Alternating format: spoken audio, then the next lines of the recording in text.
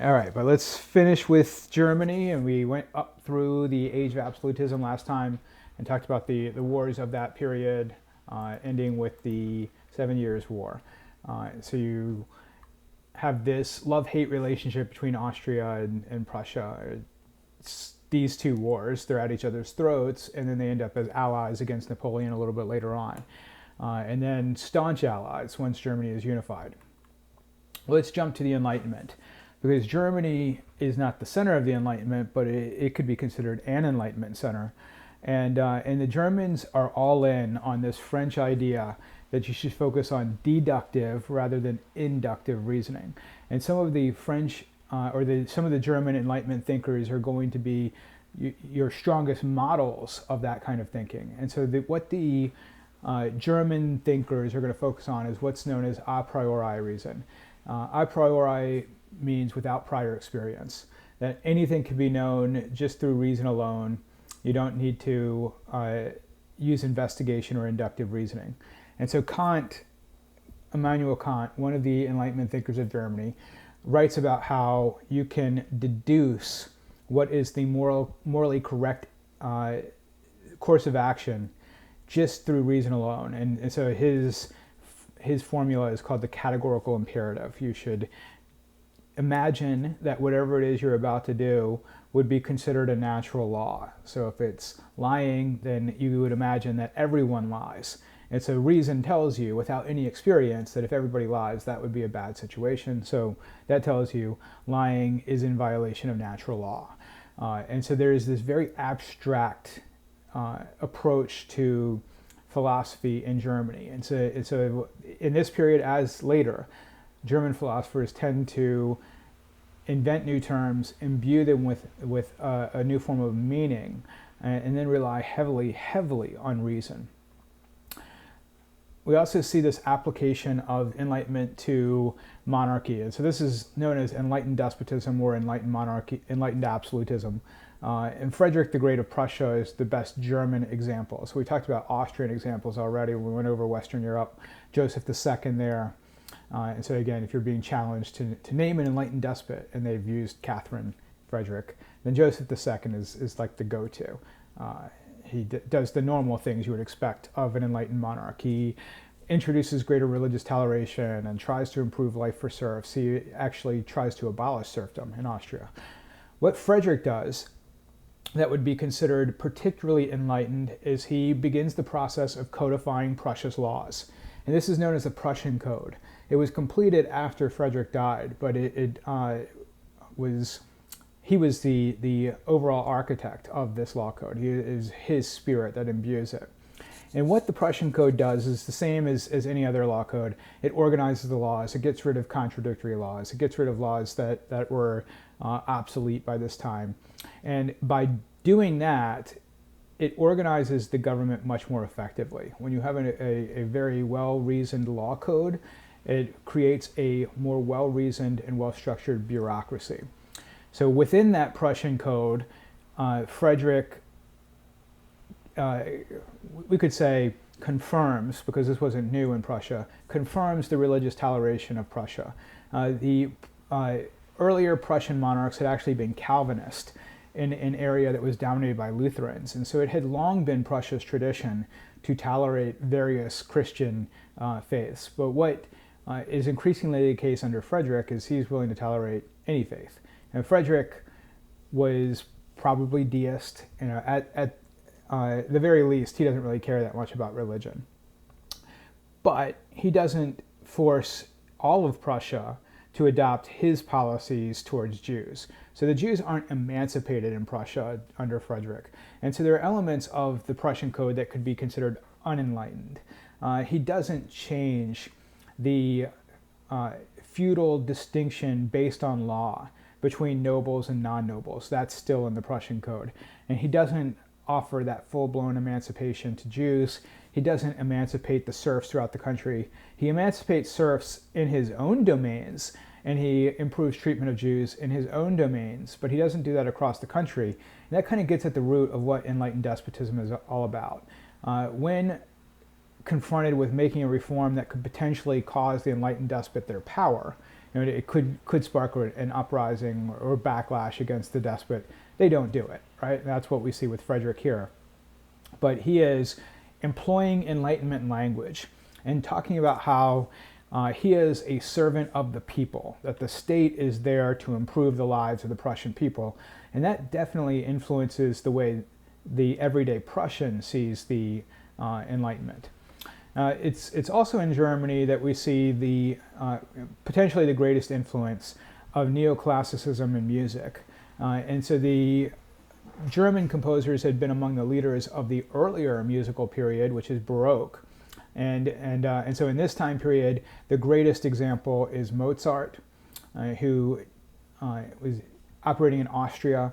And so neoclassical in music means the same as it does in painting in many ways. It's structured, it's orderly, it's rational.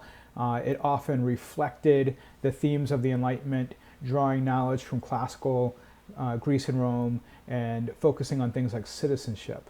And so the symphonies written by Mozart are examples of that. Always four movements, following the same basic pattern all the time. And so what we see at that point is that Germany is really part of what was considered a French movement, the Enlightenment. But the Germans are starting to pave their own way. And so they're culturally, we're increasingly getting a German identity. So what we talked about last time is the role of the 30 Years' War in disrupting the progress to a united German state. And so what will put us back on the road to unification is the French Revolution. And this opposition to France is going to lead to an even greater effort on the part of German thinkers to articulate what it is that makes them German. So let's start with the radical phase of the revolution. So what we would see across Europe is that many of the educated Europeans would have found the Declaration of Rights of Man and the Enlightenment principles of the revolution to be laudable, that it's something to be imitated. But they are horrified by the violence and the social disruption. And so they oppose the revolution, these common people, the middle classes across Europe, more for those reasons.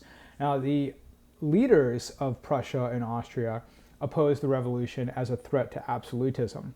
The Austrian monarchs are still absolute, as are the Prussian kings. And so you can see the picture down at the bottom right. The Count d'Artois is the brother of Louis the XVI, who eventually becomes Charles X, the conservative monarch I talked about in the French lecture.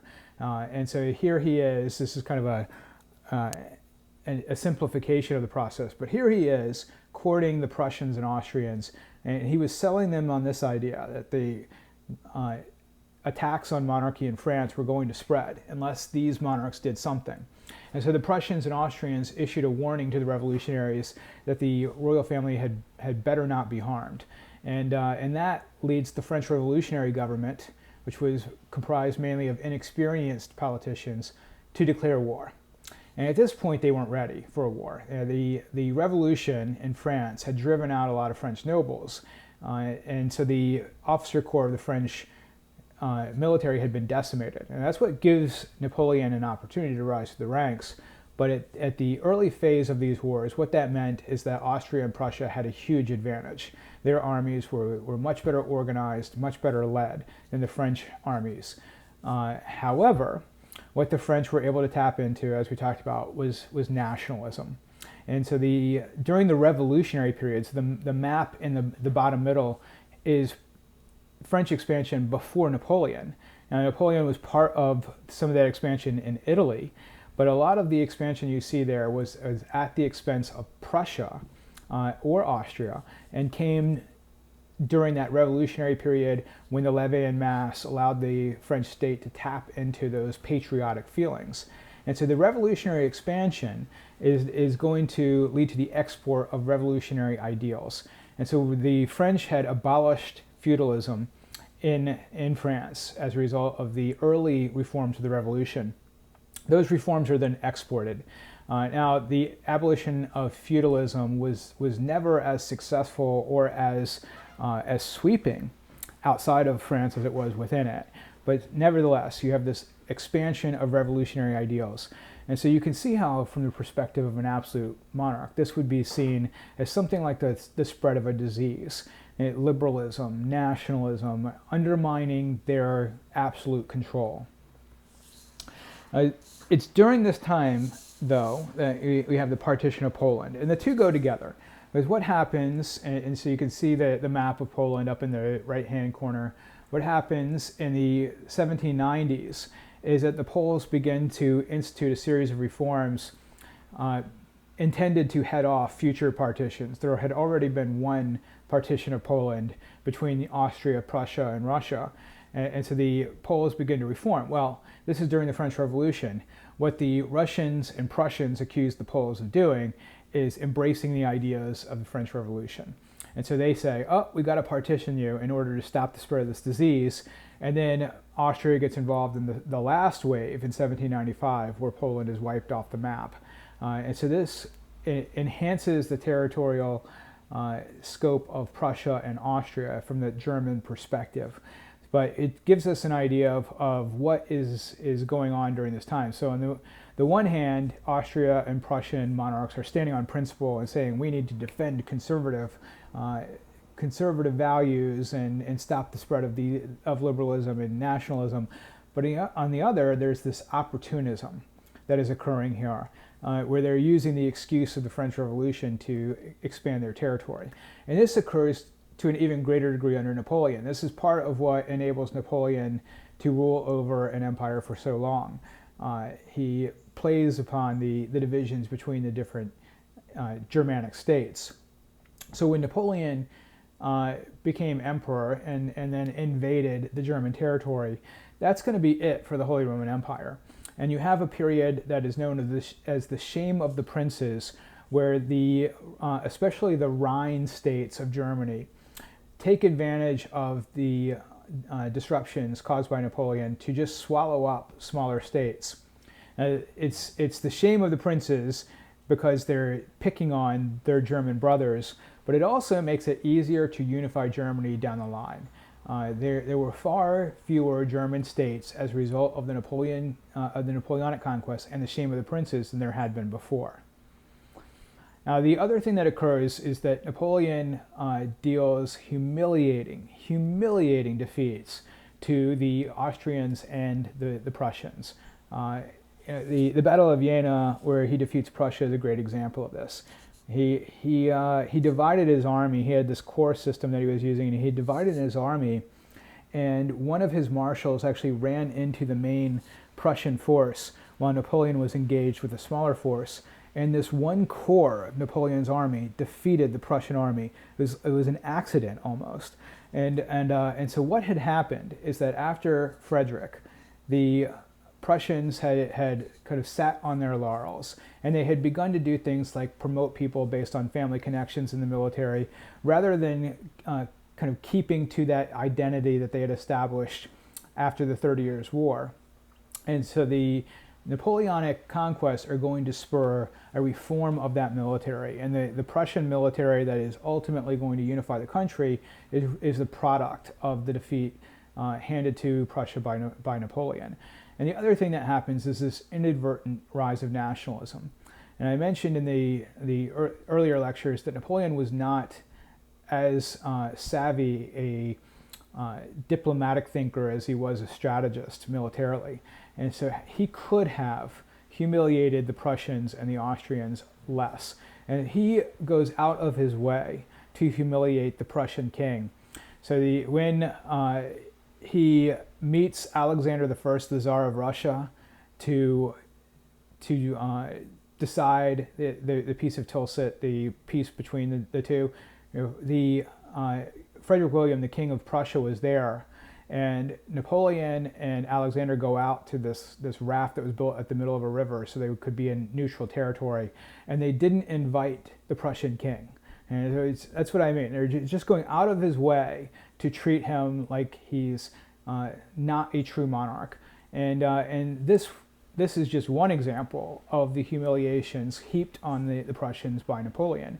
And so we can see why, when the situation is reversed and Napoleon is retreating from Russia, that the Prussians would be among the first to pile on. All right, so Prussia in particular plays a key role in the defeat of Napoleon. Austria did as well, but Austria was seen as having collaborated with Napoleon, and they did. So Napoleon's wife, Marie Louise, was a Habsburg, an Austrian Habsburg, and so the kind of outcome of this conflict, what we're going to see is the Germans try to reconstruct the pre-French Revolution and pre-Napoleonic system.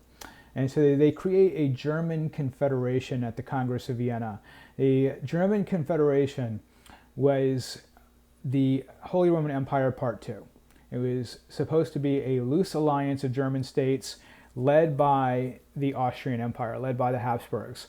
And so there was a Confederation Parliament established at Frankfurt. And it wasn't totally powerless. It did pass meaningful reforms. One of those reforms was the Carlsbad Decrees, which tightened up control over freedom of expression, especially freedom of expression in universities. So there's the parallel here to the repression we saw in Britain in the 1820s after the defeat of Napoleon. So then overall, we have this anti-liberal, anti-nationalist system, the Congress system, or the Concert of Europe, constructed by Clemens von Metternich, the Prime Minister, Foreign Minister of Austria. And for a while, Metternich is able to use that system to quash nationalist and liberal tendencies within the German states. However, we know that nationalism is going to grow particularly rapidly in the German states. So here it's an easier sell than it would be in, say, Poland or Serbia, because the Enlightenment thinkers have already laid a foundation. There's already a long history of Germans being politically united in some kind of empire or another. And so what Romantics had to do then, what Romantic authors had to do, is remind people of the folk tales and the literary traditions that the Germans had that were not related to French traditions. And so this is where we talked about the Brothers Grimm collecting folk tales, or Goethe is the greatest of the Romantic poets and writers, who took these earlier folk tales of people like Faust and kind of reinvented them. And so that's closely connected to German nationalism. So German nationalism had already been on the rise as a result of Napoleon's conquests. And then we're going to get a series of thinkers who are going to assert that there is a special German genius, a special German way of developing culture that is not French. And imitating French culture, it can seem unnatural to the Germans because it's not their culture. And so there are a series of thinkers that articulate that. So this is that cultural foundation of any nationalist movement. What we see in Europe is that outside of Britain and France, where nationalism develops very organically, what has to happen first is someone has to remind this group of people what binds them together and what makes their culture great. And that's what's occurring here in Germany. The unification, though, is going to be decades off. And so this is a normal lag that we see, 50, 60, 70 years between the articulation of nationalism and its effectiveness. So the clear example of this is in 1848. So in 1848, revolution breaks out first in France, and then the famous quote is, when France sneezes, Europe catches cold. Europe catches cold in 1848. What you see in the top right-hand corner are the barricades in Berlin. There were also uprisings in Vienna. And so if we take the German states as a whole, what happens in 1848 is that the Frankfurt Assembly of the German Confederation is co-opted by people who want to unify the country. And there's kind of a parallel here to the Constitutional Convention of the United States. The delegates at the German Confederation claim that all they want to do is modify the Constitution of the Confederation, when really what they wanted to do is create a new constitution uniting all of Germany. And they debate and debate and debate. And so finally in 1849, they tried to offer the throne to the King of Prussia, and he turns it down. And so this is one of the great examples of the failure of these liberal politicians who over relied on mass belief in democracy and mass belief in a unified Germany. So that is one of the outcomes of the Congress of the 1848 revolutions. Another outcome that's important for the German states is that Austria-Hungary is faced with revolution, or the Austrian Empire is faced with revolution in Hungary and in the Slavic states. And the Austrian monarchs are able to put down those uprisings, partially because the military stays loyal, but also because the Russians send help. And so the Russians help to crush the uprisings in the eastern parts of the empire in particular. So this is what leads to the development of the philosophy of Realpolitik. Now, Realpolitik was first articulated by a German liberal who, looking at the 1848 revolutions, is discouraged by how idealistic these revolutionaries were. They trusted too much in support for democracy, and they did too little to ensure that they had the actual instruments of power, like weapons and an army. And so this is where Realpolitik comes from. That don't get so caught up in idealism that you fail to do things that are practical. So that's the liberal side of it, where liberal nationalists are going to be willing to concede on some of their principles out of practicality. On the conservative side, and Realpolitik becomes much more associated with conservatism than it is with liberalism as a result of the actions of Otto von Bismarck. The belief is similar. Why would a conservative stand on principle, conservative principle, and run the risk of a revolution that could dismantle the entire conservative system? That's crazy. It's stupid. And so this is where the conservatives are going to argue that it's okay to co-opt nationalism and even certain liberal policies if it helps further the conservative end of strengthening the state.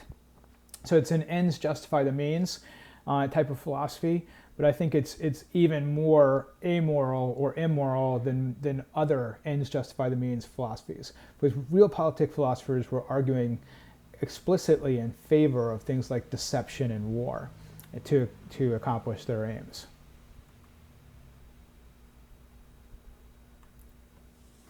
Okay, so going back just a little bit, we had the formation of the German Confederation, and in the years after that, the formation of the German Confederation, the Prussians start to look at ways to chip away at Austrian influence. And one of the things that the Prussians do is they create this customs union, the Zollverein. And so the political cartoon in the top right is a satire of all of the tolls that German merchants had to pay as they went from one province to another. And so the Zollverein creates a free trade zone within the northern part of Germany. And so much of what becomes the German Empire is part of the Zollverein, but not Austria. And so this is another way that Germans are encouraged to look to Prussia for leadership. Now, the other thing that happens that gives Prussia a leadership role, and that it ultimately is going to be decisive in the unification of Germany, is Prussian industrialization. So what you see on the map in the center is the railway network in 1870. And so the Prussians are going to be early in figuring out the connection between the railway and military power. And so Prussia is going to have developed steel manufacturing that can relate directly to military power. And more importantly, Prussia is going to have become a manufacturing center for so many other German states that they again have their ties to Prussia reinforced, and conversely their ties to Austria weakened by this process. So this is the kind of economic background to the unification. But the central figure here is Bismarck. And Bismarck is one of these people who is a man of his time. Had he come along before Prussian industrialization, before the growth of nationalism, before the failure of 1848, he would not have been successful. He's the right guy at the right time.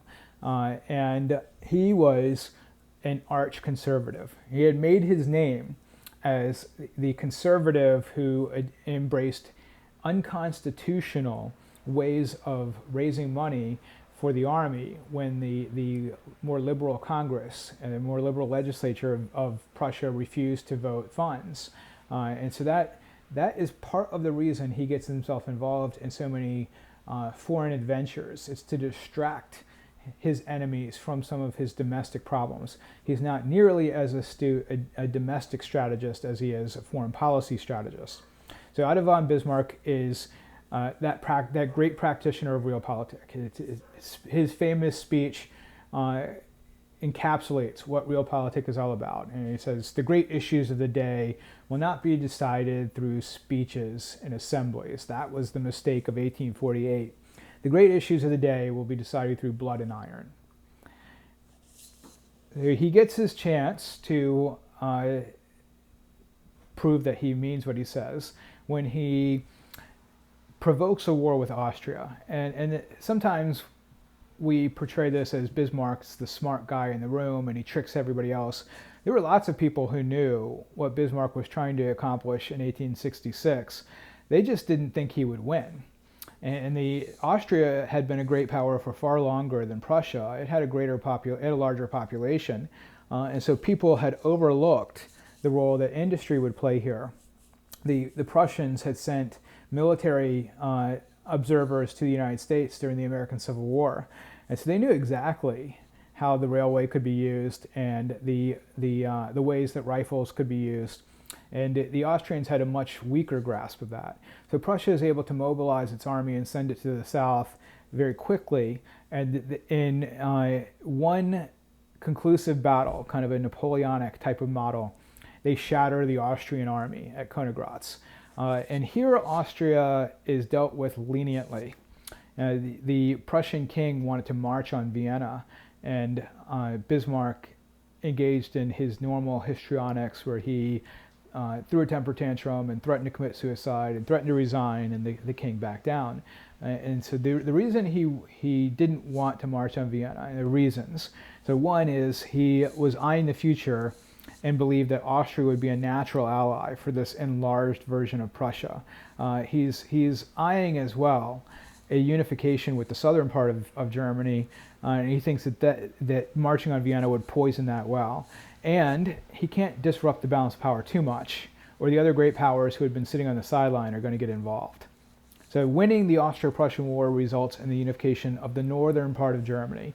And this is when Bismarck takes another famous step. He, in writing the Constitution of the North German Confederation, grants universal male suffrage. This was before the working class had the right to vote in Britain. And so Germany was one of the first countries to do this. And Bismarck later on characterized this as a weapon against his enemies, a weapon against the Austrians, a weapon against the southern Germans who were accusing the Prussians as just being militaristic and expansionist. And so it's pretty successful. But what is much more successful in unifying Germany is provoking a war with the great enemy of Germany, France, which is what comes next. So the Franco-Prussian War results in the unification of Germany. So in the bottom right-hand corner, that's the coronation of the Prussian king Wilhelm, who becomes Wilhelm I of the German Empire. And so this is done in as humiliating a way as possible. So it's the opposite of how he handles the Austrians after the Austro-Prussian War, where he was lenient and didn't take territory. Here, he humiliates the French. He takes Alsace-Lorraine. It seems that this was not his initial inclination, but he was pushed in this direction by German public opinion, especially as the Franco-Prussian War dragged on. He wins some easy victories at first, and then the war takes a lot longer to conclude. So the war famously began with Bismarck's alteration of the Ems telegram, where he didn't invent anything. He just struck out words so that the telegram sounded more abrupt.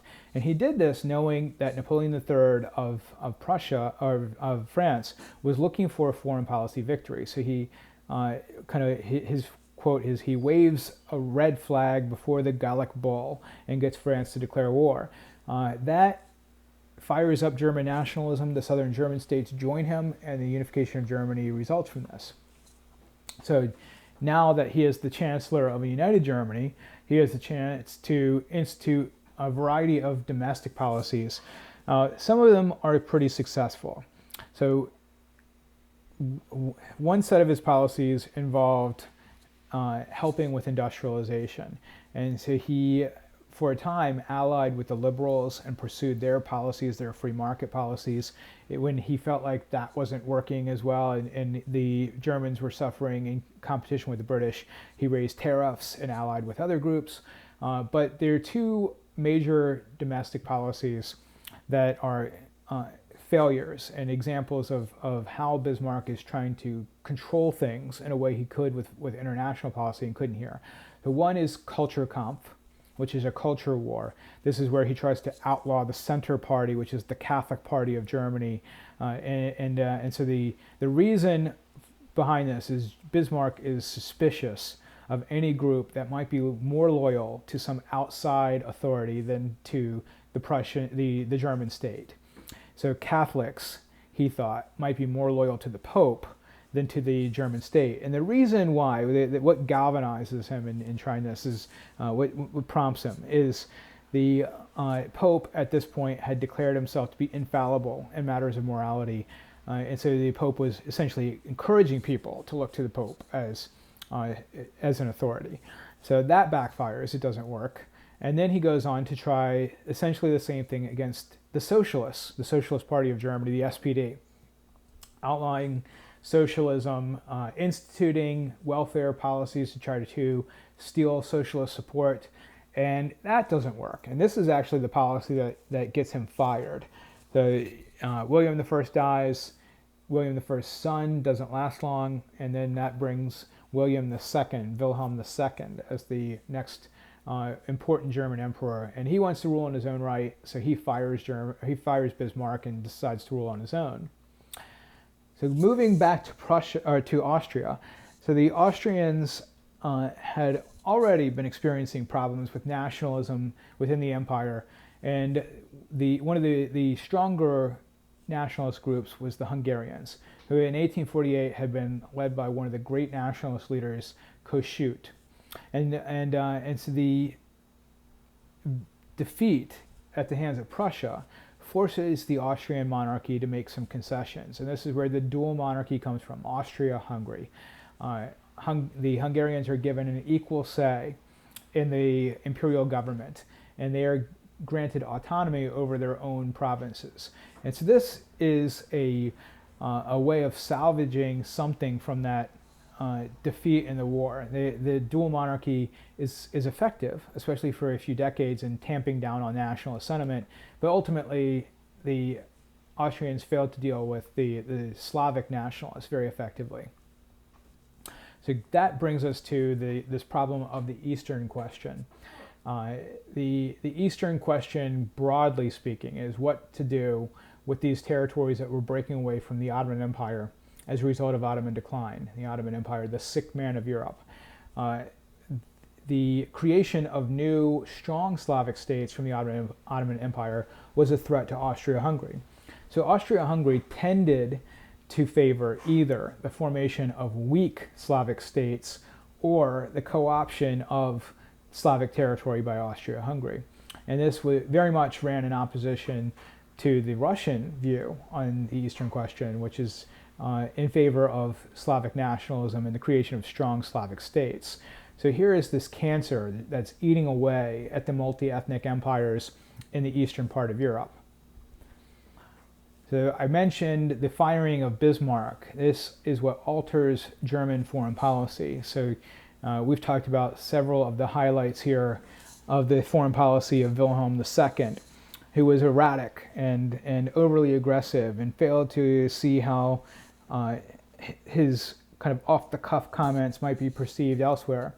So it's during this time that the Germans, for instance, drop their alliance with Russia, the reinsurance treaty signed by Bismarck, thinking that Tsarist Russia and Republic and France would never ally together, and then they promptly ally together.